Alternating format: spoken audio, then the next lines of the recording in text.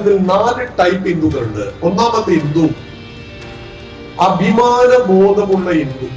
ഹിന്ദു എന്ന വാക്കിന്റെ അർത്ഥം അറിയുന്ന, ക്ഷേത്രത്തിൽ പോയാൽ എന്ത് കിട്ടുമെന്നറിയുന്ന, ക്ഷേത്രത്തിൽ പോയാൽ എന്ത് കിട്ടില്ല എന്നും അറിയുന്ന, ഹിന്ദു ധർമ്മത്തെ കുറിച്ച് നോളേജ് ഉള്ള ആളാണ് ഒന്നാമത്തെ ഹിന്ദു. രണ്ടാമത്തെ ഹിന്ദുവാണ് ഏറ്റവും കൂടുതലുള്ളത് വിശ്വാസിയായ ഹിന്ദു.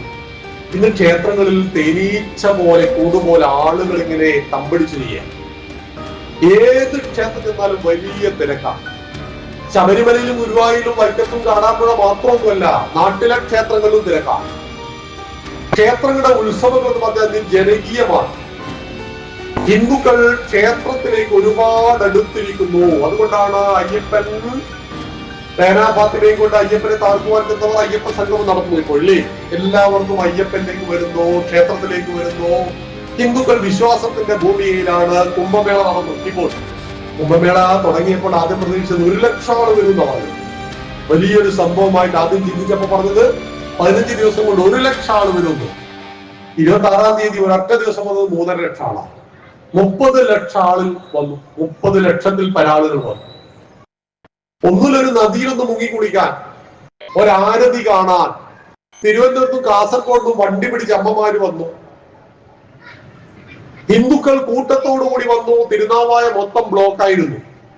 ഞങ്ങളുടെ നാട്ടിൽ നിന്ന് പോയിട്ട് 7:30 വന്ന് 7:30 അവിടെ തിരിച്ചു പോന്നിട്ട് വീട്ടിലെത്താൻ 1 മണിയായി. കാരണം അവിടുന്ന് ഒഴിവാകാൻ 2 മണിക്കൂർ വേണ്ടി വന്നു ബ്ലോക്ക് ഒഴിവാകാൻ.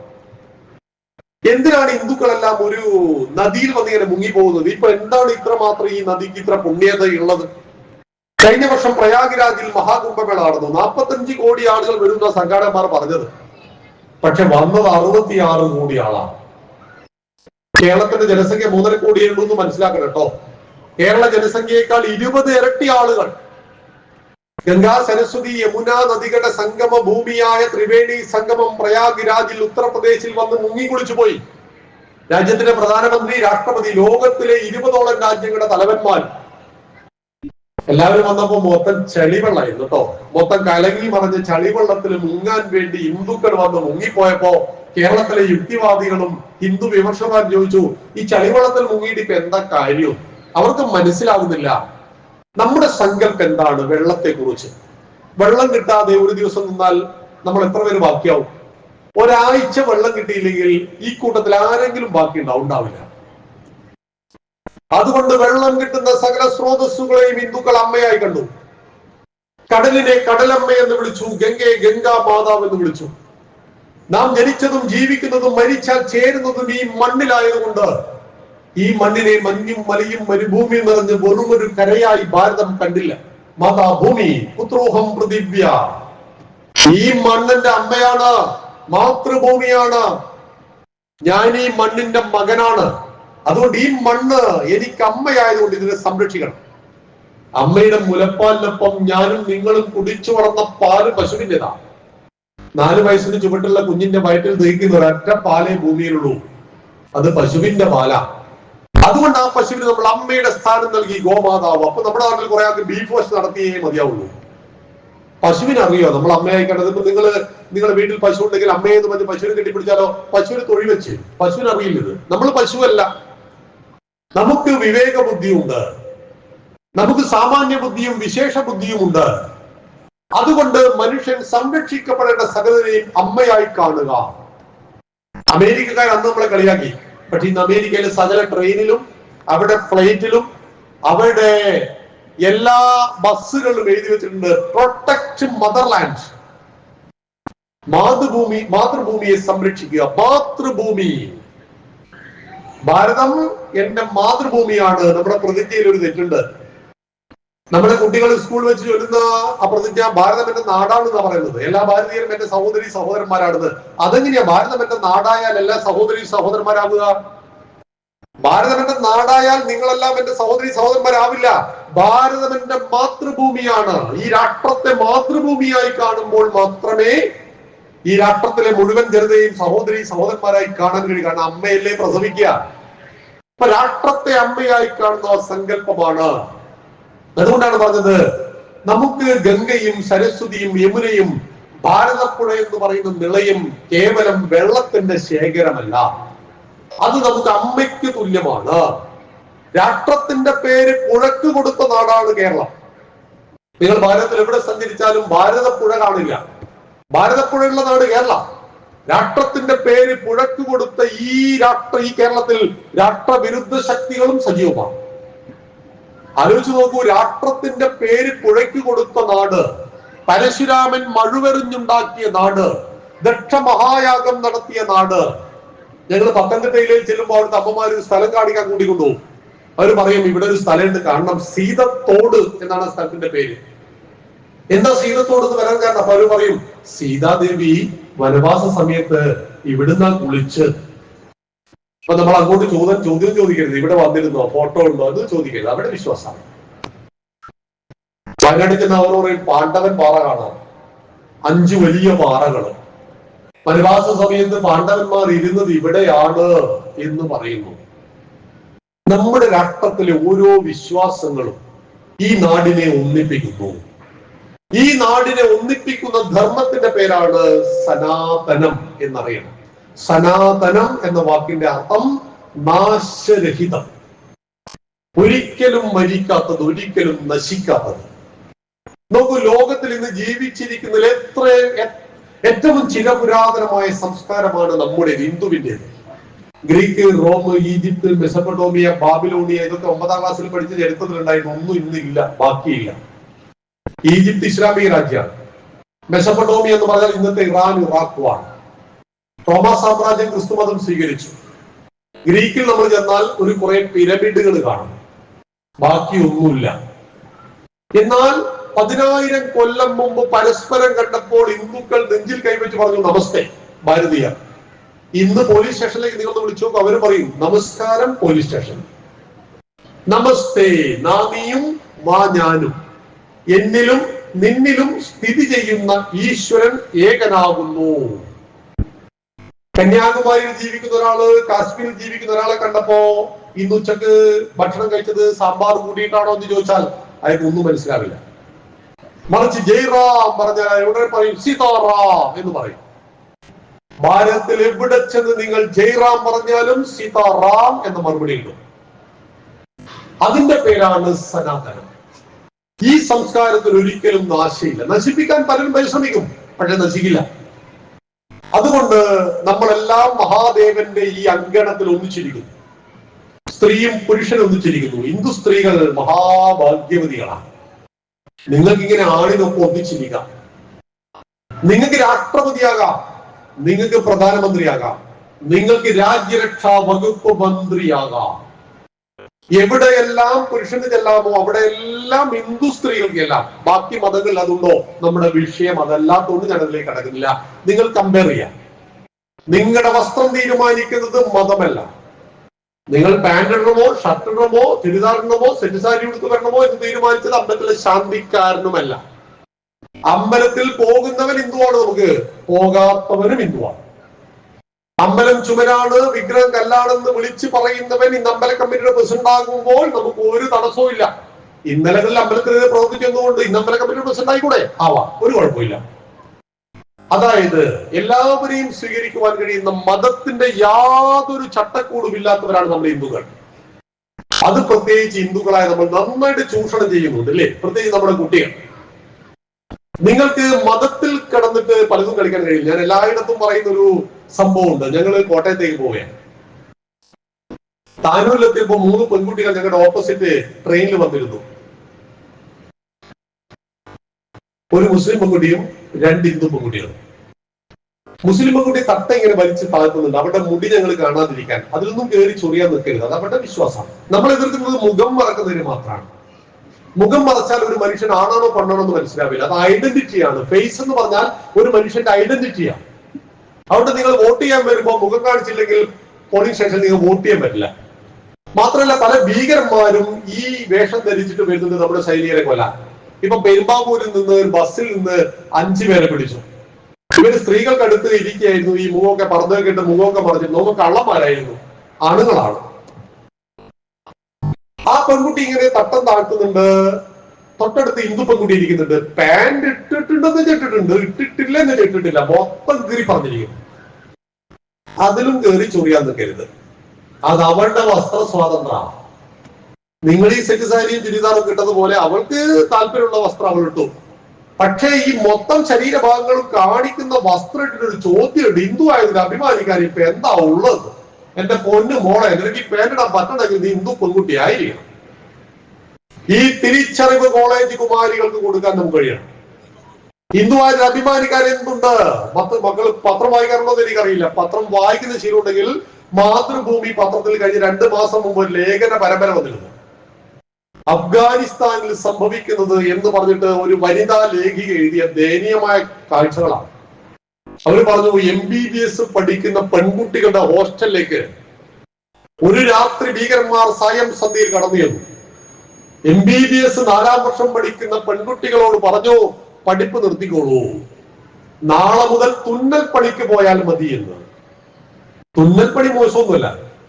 പക്ഷേ കോഴിക്കോട് മെഡിക്കൽ കോളേജിലേക്ക് ചെന്ന് കയറി അവിടെ MBBS പഠിക്കുന്ന പെൺകുട്ടികളെ ഇങ്ങോട്ട് കൊണ്ടുവന്നിട്ട് നിങ്ങൾ നാളെ മുതൽ തുന്നൽ പണിക്ക് പോയാൽ മതി എന്ന് പറഞ്ഞാൽ അത് ഭയാനകമാണ്, മാരകമാണ്.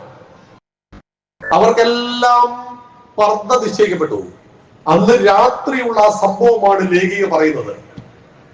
ഇനി ജീവിതത്തിൽ ഒരിക്കലും കാണുവാൻ സാധ്യതയില്ലാത്ത കൂട്ടുകാരികൾ കെട്ടിപ്പിടിച്ച് പൊട്ടിക്കരഞ്ഞുകൊണ്ട് ആ ഹോസ്റ്റലിൽ നിന്ന് തിരിച്ചു പോകുന്ന കാഴ്ച. എന്റെ പെൺമക്കളെ, നിങ്ങൾ ഓർക്കുക, നിങ്ങളെങ്ങാൻ ജനിച്ചത് അഫ്ഗാനിസ്ഥാനിലായിരുന്നുവെങ്കിൽ നിങ്ങൾക്ക് വിദ്യാലയത്തിന്റെ പടിപ്പുര പോലും കാണാൻ പറ്റില്ലായിരുന്നു.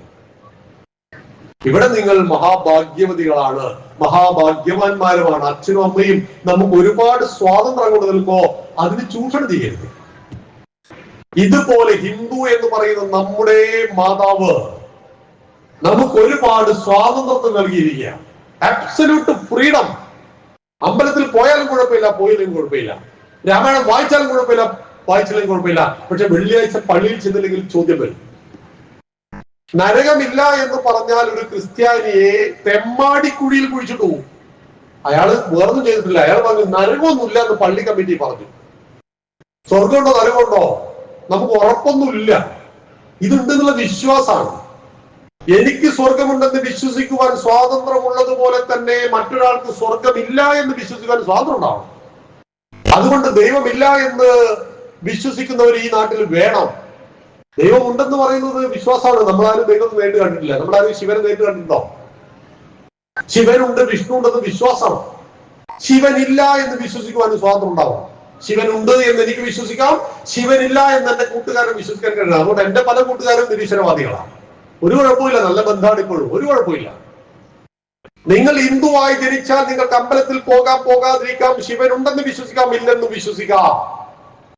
അവിടെയാണ് നമ്മൾ ഹിന്ദുവിനെ പഠിക്കേണ്ടത്. ഈ സ്വാതന്ത്ര്യം നൽകിയ ഹിന്ദുവിനെ നമ്മൾ പഠിക്കേണ്ടത് അവിടെയാണ്. 4ാമത്തെ വയസ്സ് മുതൽ മുസ്ലിം കുട്ടിക്ക് ഖുർആൻ കിട്ടും, 4ാമത്തെ വയസ്സ് മുതൽ ക്രിസ്ത്യൻ കുട്ടിക്ക് ബൈബിൾ കിട്ടും. ഹിന്ദു കുട്ടി രാമായണം വായിക്കുന്നത് എത്ര വയസ്സിലാ? 60 വയസ്സ് കഴിഞ്ഞാൽ വായിക്കേണ്ട പുസ്തകമാണ് രാമായണം എന്നൊക്കെ ഹിന്ദുവിന്റെ തലച്ചോറിൽ ആരോ പഠിപ്പിച്ചു തന്നു. 60 വയസ്സ് കഴിഞ്ഞിട്ട് നിങ്ങൾ വായിച്ചോ, കുഴപ്പമൊന്നുമില്ല. പക്ഷെ ആര് പഠിക്കണം രാമായണം? ഇനി നമ്മുടെ കുട്ടികൾ രാമായണം പഠിച്ചില്ലെങ്കിലും നമ്മുടെ മക്കളെ 10ാമത്തെ വയസ്സ് മുതൽ എങ്കിലും പ്രിയപ്പെട്ട മാതാപിതാക്കളെ ഭഗവത്ഗീത പഠിപ്പിക്കണം. കാരണം 100 പേർ ആത്മഹത്യ ചെയ്യുമ്പോൾ 95 ഹിന്ദു, 4 ക്രിസ്ത്യാനി, 1 മുസ്ലിം. ഇത് എന്റെ കണക്കല്ല കേട്ടോ, സർക്കാരിന്റെ കണക്കാ. നിങ്ങൾ പരിശോധിക്കാം, ഗൂഗിൾ പരിശോധിക്കാം. ഏറ്റവും കൂടുതൽ ആളുകൾ ആത്മഹത്യ ചെയ്യുന്ന സംസ്ഥാനമാണ് കേരളം. നമ്മുടെ കേരളം പലതിലും മുമ്പിലാണ്, ഒരു സംശയമില്ല കാര്യത്തിൽ. വൃത്തിയുടെ കാര്യത്തിൽ, ആരോഗ്യ സംരക്ഷണത്തിന്റെ കാര്യത്തിലൊക്കെ കേരളം വളരെ മുന്നിലാണ്.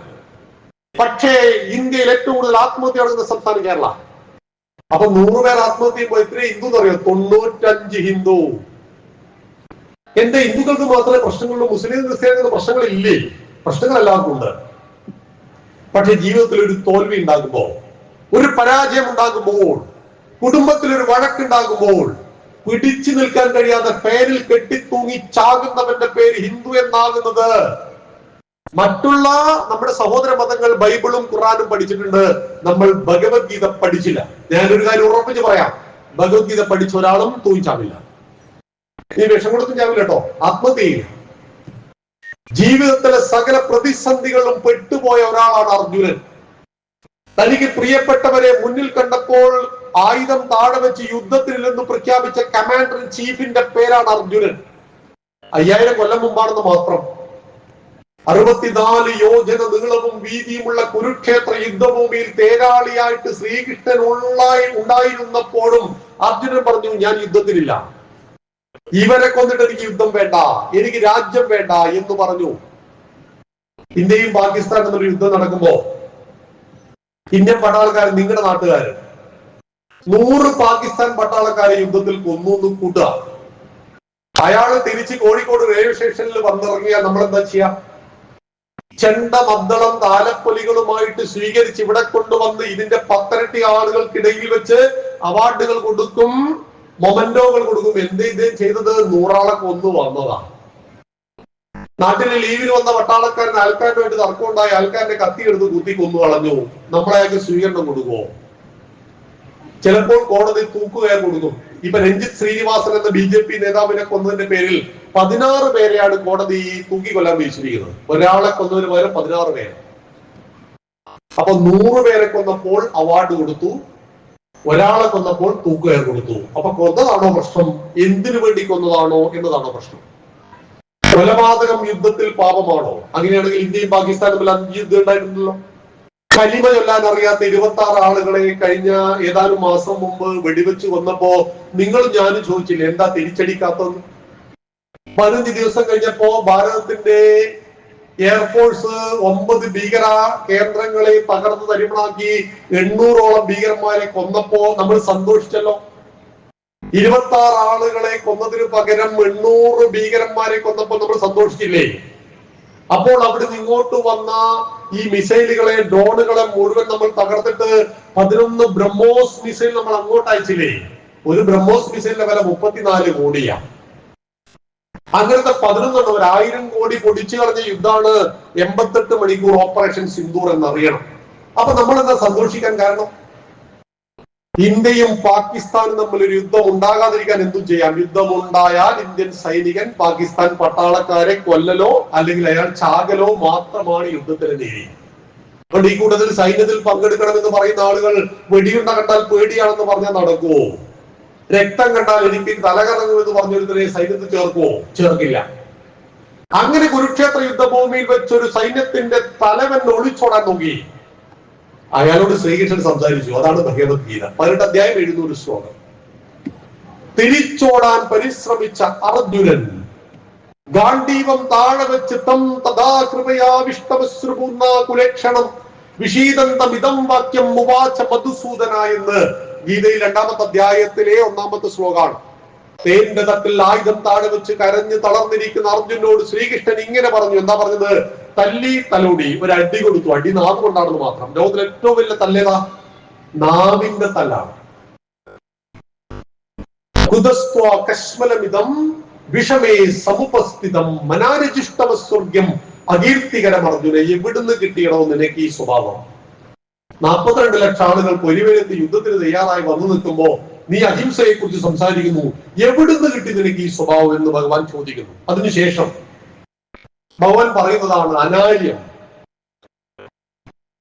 ഇത് ആര്യന് ചേരാത്താണ്, ശ്രേഷ്ഠന്മാർക്ക് ചേരാത്തതാണ്. ആര്യൻ എന്ന വാക്കിന്റെ അർത്ഥം ശ്രേഷ്ഠൻ എന്നാണ്.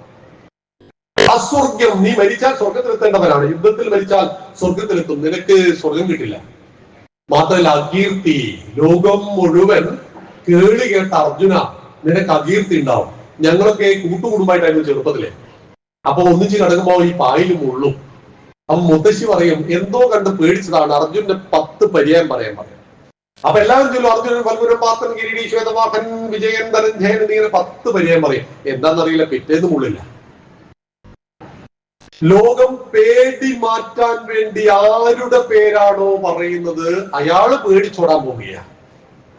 അപ്പോഴാണ് ശ്രീകൃഷ്ണനും അർജുനും തമ്മിൽ സംവാദം. എന്റെ പ്രിയമുള്ളവരെ, ഭഗവത്ഗീത പഠിക്കണം. ജീവിതത്തിൽ എല്ലാ പ്രശ്നങ്ങളും പരിഹാരമാവും. ഹിന്ദുക്കൾക്ക് ഒത്തിരി പ്രശ്നങ്ങളുണ്ട്. ആ പ്രശ്നങ്ങൾക്ക് പരിഹാരം ഭഗവത്ഗീതയാണെന്ന് ഞാൻ പറഞ്ഞാൽ നിങ്ങൾ വിചാരിക്കും ഇയാള് വലിയ ബഡായി വിടുകയാണെന്നോ. അല്ല, ഞാനും ഹിന്ദു വിരുദ്ധമായി ചിന്തിച്ച ആളായിരുന്നു. അമ്പലം ചുവരാണ്, വിഗ്രഹം കല്ലാണെന്ന് ചിന്തിച്ച ആളായിരുന്നു. രാമനും കൃഷ്ണനും ജീവിച്ചിരുന്നില്ല എന്ന് ഞങ്ങളോട് കോളേജിൽ വെച്ച് പഠിപ്പിച്ചു തന്നു അന്നത്തെ വലിയൊരു യുവജന പ്രസ്ഥാനം. അപ്പൊ ഞങ്ങൾ യേശു മുഹമ്മദ് ഉണ്ടായിരുന്നോ? അത് തൊട്ട് കളിക്കല്ലേ, അത് തൊട്ട് കളിക്കരുത്. രാമനും കൃഷ്ണനും മിത്തുകളാണ്, കെട്ടുകഥകളാണ്. ഗണപതി മിത്താണ്. ഇങ്ങനെ പഠിച്ചു വളർന്ന ഹിന്ദു ആത്മഹത്യയിൽ 95%. 100 പേർ ആത്മഹത്യ ചെയ്യുമ്പോൾ 95 ഹിന്ദു ആകുന്നത് ഹിന്ദു ഭഗവത്ഗീത പഠിക്കാത്തതുകൊണ്ടാണെന്ന് നമ്മൾ മനസ്സിലാക്കണം. അതുകൊണ്ട് നഷ്ടപ്പെട്ടു പോയ ഭക്തിയെ നമ്മൾ തിരിച്ചു പിടിച്ചു. ഇന്ന് അമ്പലം ചുമരാണ്, വിഗ്രഹം കല്ലാണെന്ന് പറയുന്ന ഒരു നിരീശ്വരവാദിയെ നമ്മൾ കാണുന്നില്ലല്ലോ. ഇപ്പൊ എല്ലാവരും അമ്പല കമ്മിറ്റിയിലുണ്ട്, അമ്പലത്തിൽ വരുന്നുണ്ട്. ഇനി ഈ ഭക്തിക്കൊപ്പം ജ്ഞാനം കേൾക്കണം. അറിവില്ലെങ്കിൽ എന്ത് സംഭവിക്കും? അതാണ് രണ്ടാമത്തെ ഹിന്ദു. ഒരു ഗുരുസ്വാമിയും കുറെ സ്വാമിമാരും കൂടി മലക്ക് പോവുകയാണ്. വഴിയിൽ വെച്ച് ഗുരുസ്വാമി ഒരു അമ്പലത്തിൽ കയറി. അപ്പൊ അമ്പലത്തിന്റെ കൽവിളക്കിൽ കിടന്നിട്ട് ഒരു വണ്ട് കിടക്കുന്നു. ഈ എണ്ണയിൽ കിടന്നിട്ട് അദ്ദേഹത്തിന് സങ്കടമായി. അദ്ദേഹം വണ്ടിനെടുത്തിട്ട് പുറത്തേക്ക് കളഞ്ഞു.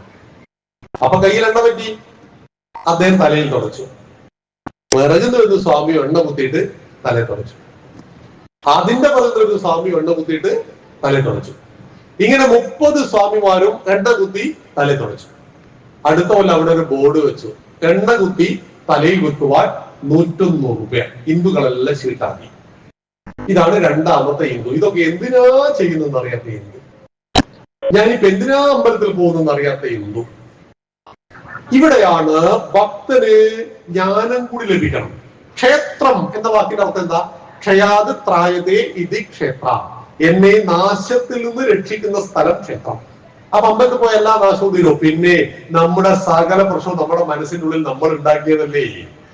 ഗീതയിൽ ഭഗവാൻ പറയും, ഉദ്ധരേതാത്മനാത്മാനം, നിന്നെ ഉയർത്തിയത് നീയാണ്, നിന്നെ താഴ്ത്തിയത് നീയാണ്. പരീക്ഷയുടെ തലേദിവസം വരെ റീല് കണ്ട് കിടന്നാൽ പരീക്ഷയ്ക്ക് പാസ്സാവില്ല. ആ കുട്ടിയെ താഴ്ത്തി കളഞ്ഞു. മറിച്ച് ഞാൻ ജയിക്കണമെന്ന് ആഗ്രഹിക്കുന്ന ഒരു കുട്ടി ജയിച്ചിരിക്കും, ഒരു സംശയമില്ല. അതിലിപ്പോ ദൈവത്തിന് എന്താ റോള്? ചിന്തിക്കാനുള്ള ബുദ്ധി, കർമ്മം ചെയ്യുവാനുള്ള കൈകൾ, നടക്കുവാനുള്ള കാലുകൾ, കാഴ്ച കാണുവാനുള്ള 2 കണ്ണുകൾ, കേൾക്കുവാനുള്ള 2 ചെവി, മണക്കാനുള്ള 2 ദ്വാരത്തിന്റെ മൂക്ക്, ഇതൊക്കെ തന്നിട്ട് വീണ്ടും ദൈവം നമുക്ക് വേണ്ടി പണിയെടുക്കണോ? വേണ്ട. ദ്യോത്തനാഥ ദൈവ, ഉള്ളിൽ ദൈവമുണ്ട്. അത് പ്രകാശിച്ചാൽ ദൈവത്തിന്റെ പുത്രന്മാരായി തീരും. അതുകൊണ്ട് ഗീതയിൽ 16-ാമത്തെ അധ്യായമുണ്ട്, ദൈവാസുര സമ്പത്ത് വിഭാഗ യോഗം. ഒരു മനുഷ്യനുണ്ടായിരിക്കേണ്ട 26 ദൈവിക ഗുണങ്ങൾ അവിടെ പറയും. അപ്പൊ ഈ ഭക്തന്റെ ഉള്ളിൽ ജ്ഞാനം. നമ്മൾ ഹിന്ദുക്കളെ കുറിച്ചുള്ള പ്രധാനപ്പെട്ട ആരോപണം എന്താ? ഹിന്ദുക്കളുടെ ദൈവം എല്ലാം കല്ലുകളാണ്. ആണോ? നമ്മൾ ഹിന്ദുക്കൾ കല്ലിനെ ആരാധിക്കുന്നവരാ? അങ്ങനെയാണെങ്കിൽ നിങ്ങളുടെ വീട്ടിലെ മതിലൊക്കെ കല്ലുകൊണ്ടല്ലേ? നിങ്ങൾ മതിലിനെ ആരാധിക്കാറുണ്ട്? രാവിലെ എഴുന്നിട്ട് അല്ലയോ മഹാദേവ എന്ന് പറഞ്ഞിട്ട് മതിലിന്റെ അടുത്താണോ പോവാ? ഇല്ല. വലിയ വലിയ കല്ലുകളൊക്കെ കിടക്കുന്നത് ക്വാറിയിലല്ലേ? നിങ്ങൾ ക്വാറിയിൽ പോയിട്ട് ആരാധിക്കാറുണ്ടോ? ഇല്ല. ഹിന്ദുക്കൾ കല്ലിനെ ആരാധിക്കുന്നവരല്ല, നമ്മൾ വിഗ്രഹാരാധകരാണ്. അപ്പൊ എന്താ വിഗ്രഹം? ഇവിടെ മഹാദേവൻ കല്ലുകൊണ്ടുണ്ടാക്കിയതാണെന്ന് അറിയാത്ത ആരെങ്കിലും കൂട്ടത്തിലുണ്ടോ? ഇല്ല. നമുക്ക് എല്ലാവർക്കും അറിയാം. ലക്ഷണമൊത്ത ഒരു ശിലയിൽ നിന്നൊരു ശില്പി മഹാദേവനെ കൊത്തിയുണ്ടാക്കിയപ്പോൾ ഹിന്ദുക്കൾ ആരാധിച്ചില്ല. ആ ശില്പത്തെ കൊണ്ടുവന്ന് ഇവിടെ ഓഫീസിൽ വെച്ചപ്പോൾ ഹിന്ദുക്കൾ ആരാധിച്ചില്ല. ശ്രീകോവിലിന്റെ ഉള്ളിൽ അഷ്ടബന്ധ കലശത്തിൽ ഉറപ്പിച്ച് തന്ത്രി വര്യൻ പ്രാണപ്രതിഷ്ഠയെ ചെയ്യണം. തന്ത്രി പ്രാണപ്രതിഷ്ഠ ചെയ്യും. എന്താണ് പ്രാണപ്രതിഷ്ഠ? ശിവന്റെ ഭാവത്തെ കല്ലിലേക്ക് കൊണ്ടുവരുന്ന പ്രതിഷ്ഠയുടെ പേരാണ് പ്രാണപ്രതിഷ്ഠ. ആ പ്രതിഷ്ഠ നടത്തിയതിനു ശേഷം ശാന്തിക്കാരൻ ശാന്തി കർമ്മങ്ങൾ നടത്തി നിറമുള്ള പുഷ്പങ്ങൾക്കിടയിൽ നിലവിളക്കിന്റെ പ്രകാശത്തിൽ വിളങ്ങി നിൽക്കുന്ന മഹാദേവനെ കാണുവാൻ ഹിന്ദുക്കൾ അമ്പലത്തിൽ വരുന്നത് ആരാധനയ്ക്കല്ല. ആരാധന വീണ്ടും ചെയ്യാം, ദർശനത്തിനാണ്. അതുകൊണ്ട് അമ്പലത്തിന് നട തുറക്കാനൊരു സമയമുണ്ട്, അടയ്ക്കാനും സമയമുണ്ട്. അസമയത്ത് വരണം. നട്ടുച്ചയ്ക്ക് വന്നാൽ മഹാദേവനെ കാണാൻ പറ്റില്ല. അതുകൊണ്ട് നമ്മൾ വിഗ്രഹാരാധകർ. വിഗ്രഹം എന്ന വാക്കിന്റെ അർത്ഥം എന്താ? പഠിച്ചു വെക്കണം. നമ്മൾ ഹിന്ദുക്കൾ നമ്മളെ വിമർശിക്കുന്നവരോട് പറഞ്ഞു കൊടുക്കണം. നമ്മളെ മതം മാറ്റാൻ വേണ്ടി വരുന്നവരോട് പറഞ്ഞു കൊടുക്കണം. ഹിന്ദുവിനെ, കല്ലിനെ ആരാധിക്കുന്നവർ മണ്ണിനെ ആരാധിക്കുന്നു എന്ന് പറയുമ്പോൾ പറഞ്ഞു കൊടുക്കാൻ നമുക്ക് കഴിയണം. വളരെ ചെറിയ അർത്ഥമേ അതിനുള്ളൂ. വിശേഷേണ ഗ്രാഹയതി ഇതി വിഗ്രഹ. ഒരു വസ്തു കാണുമ്പോൾ നിനക്കൊരു തത്വത്തെ ഓർമ്മ വരുന്നുവെങ്കിൽ അതിന്റെ പേര് വിഗ്രഹം. ഞാൻ ഈ കുന്നമംഗലം ടൗണിലേക്ക് ചെല്ലുന്നു, ഒരു തുണിക്കടയിൽ കയറുന്നു, ഞാൻ 3 നിറത്തിലുള്ള തുണികൾ വാങ്ങുന്നു, കുന്നമംഗലം പോലീസ് സ്റ്റേഷന് മുന്നിലേക്ക് പോകുന്നു, കത്തിക്കുന്നു. എന്തൊരു കുഴപ്പമുണ്ട? എന്ത് കുഴപ്പം? പോകേണ്ട പൈസ പോയിന്നല്ലാതെ. ഞാൻ കുന്നമംഗലം ടൗണിലെ തുണിക്കടയിലേക്ക് ചെല്ലുന്നു, 3 നിറം കൊണ്ടുണ്ടാക്കിയ 3 തുണികൾ കൊണ്ടുണ്ടാക്കിയ ദേശീയ പതാക വാങ്ങുന്നു, കുന്നമംഗലം പോലീസ് സ്റ്റേഷന് മുന്നിൽ പോകുന്നു, കത്തിക്കുന്നു. എന്തൊരു കുഴപ്പമുണ്ട? കുഴപ്പമുണ്ട്. പിന്നെ എന്നെ കാണണമെന്നുള്ളവർ സെൻട്രൽ ജയിലിൽ വരണം, കണ്ണൂരിൽ വരണം. ആദ്യം ഞാൻ കത്തിച്ചത് തുണികൾ വെവ്വേറെ ആയിരുന്നു, കുഴപ്പമില്ല. ഈ മൂന്ന് തരത്തിലുള്ള തുണികൾക്കിടയിലൂടെ ഒരു നൂല് കടന്നു പോയിട്ട് അതിന് ദേശീയ പതാക എന്ന് വിളിച്ചാൽ അത് ഈ രാജ്യത്തിന്റെ പ്രതീകമാണ്. ദേശീയ പതാക കത്തിച്ചാൽ 2 കൊല്ലം കഠിന തടവാണ്. കടയിൽ കിടന്ന് ജീവനില്ലാത്ത തുണിയിലൂടെ രാജ്യത്തെ കാണുന്നു. നമ്മുടെ നാട്ടിൽ 900 പാർട്ടിക്കാരില്ലേ, ഇവർക്കെല്ലാം കൊടിയില്ലേ? നിങ്ങളൊരു പാർട്ടിക്കാരന്റെ കൊടി കത്തിച്ചു പോകും, രാത്രി വീട്ടിൽ വന്ന് തല്ലും, ചിലപ്പോൾ ജീവനും പോകും. കടയിൽ കിടന്ന തുണി പാർട്ടിക്കാരന്റെ കൊടിയായാൽ അവന്റെ പാർട്ടിയുടെ ആശയമാണ്, അതിന് ജീവനുണ്ടോ എന്ന് ചോദിക്കരുത്. പക്ഷെ ഇവരാണ് നമ്മളെ വിമർശിക്കുക, ഹിന്ദുവിന്റെ ദൈവം കല്ലാണ്, പിന്നെ നിങ്ങളുടെ പാർട്ടിക്കാരന്റെ കൊടി ജീവനുണ്ടോ? ഒരു കഷണം ജീവനില്ലാത്ത തുണിയിലൂടെ നിനക്ക് നിന്റെ പാർട്ടിയുടെ ആശയത്തെ കാണുവാൻ കഴിയുന്നുവെങ്കിൽ ലക്ഷണമൊത്ത ശിലയിൽ നിന്ന് ശില്പി നിർമ്മിച്ച മഹാദേവന്റെ ആ ചൈതന്യവത്തായ വിഗ്രഹത്തിലൂടെ ശിവനെ കാണുവാൻ ഞങ്ങൾ ഹിന്ദുക്കൾക്ക് സ്വാതന്ത്ര്യം ഇല്ലേ? ഇസ്ലാം വിഗ്രഹത്തെ ആരാധിക്കുന്നു, ക്രിസ്ത്യാനി വിഗ്രഹത്തെ ആരാധിക്കുന്നു. കുരിശ് കാണുമ്പോൾ മണൽ കൊണ്ടും സിമന്റ് കൊണ്ടല്ല ഉണ്ടാക്കിയത്. നമുക്ക് എന്താ ഓർമ്മ വരിക? കൂട്ടണോ ചിഹ്നാണോ? യേശുവിനല്ല ഓർമ്മ വരിക. സാത്താനെ കല്ലെറിയലെന്ന് ചടങ്ങിൽ ഇസ്ലാമിൽ ചെറിയ കല്ലെടുത്ത് വലിയ കല്ലിന് എറിയലാണ്. ചെറിയ കല്ല് മനസ്സിലെത്തുകയും വലിയ കല്ല് തിന്മയുടെ പ്രതീകമായ സാത്താൻ. അപ്പൊ അവര് വിഗ്രഹത്തെ ആരാധിക്കുന്നു. ലോകത്തിൽ വിഗ്രഹത്തെ ആരാധിക്കേണ്ട ആരാ ഉള്ളത്? വിശേഷേണ ഗ്രാഹയതീതി വിഗ്രഹ, വസ്തുവിലൂടെ തത്വത്തെ ഗ്രഹിക്കുന്നതാണ് വിഗ്രഹാരാധന എന്ന് പറഞ്ഞു കൊടുക്കുവാൻ നമുക്ക് കഴിയും. ഇങ്ങനെ എല്ലാ ചോദ്യങ്ങൾക്കും ഹിന്ദുവിൽ ഉത്തരങ്ങളുണ്ട്. നമ്മളത് തേടണം, കണ്ടെത്തണം, പഠിക്കണം. എന്നിട്ട് ഈ ഭക്തന്റെ ഉള്ളിൽ വിജ്ഞാനത്തെ നിറക്കണം. അതുകൊണ്ട് ഏതെങ്കിലും ഒരു ഗ്രന്ഥത്തെ എന്റെ പ്രിയപ്പെട്ട കുടുംബാംഗങ്ങളെ ഏറ്റെടുത്ത് പഠിക്കണം. നമ്മുടെ പ്രതീകങ്ങൾ നോക്കൂ നിങ്ങൾ. നമ്മുടെ വീട്ടിൽ ഒരു പ്രോബ്ലം ഉണ്ടായാൽ നമ്മളോട് പറയും,